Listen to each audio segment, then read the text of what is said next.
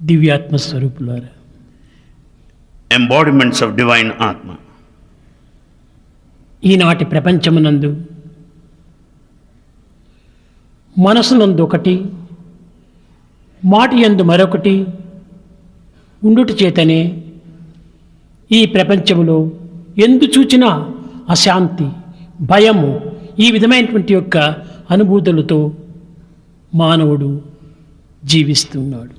ప్రతి మానవుడు శాంతి కావాలని ఆశిస్తున్నాడు. శాంతి నిమిత్తమై తమ కాలమును, తమ కాయమును, తమ కర్మను కూడాను వినియోగపరుస్తున్నాడు. అయితే ఈ శాంతి అంటే ఏమిటో, ఇది ఎక్కడ ఉన్నదో, దీనిని పొందే విధానం ఏమిటి అనేటువంటి విషయం మాత్రము ఎవ్వరు కూడాను విచారించటం లేదు.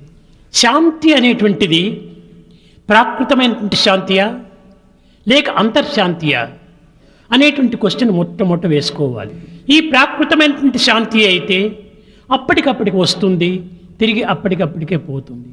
దీనిని శాంతి అని భ్రమిస్తున్నాడు మానవుడు. శాంతి అంటే ఏమిటో, దాని యొక్క ఆకారం ఏమిటో, దాని యొక్క మాధుర్యం ఏమిటో, దాని యొక్క శక్తి సామర్థ్యం ఏమిటో మానవుడు ఎవ్వడు కూడాను సరిగా అర్థం చేసుకోవటం లేదు.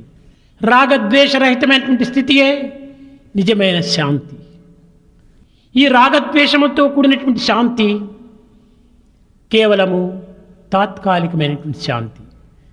ప్రశాంతి, ప్రశాంతి అంటే దీని యొక్క అర్థం ఏమిటి? అనగా వికసించటము, శాంతి అనగా కేవలము రాగద్వేషరహితమైనటువంటిది. శాంతి అనగా రాగద్వేషరహితమైనటువంటి ఒక స్థితిని ప్రకటింపచేయటమే ప్రశాంతి.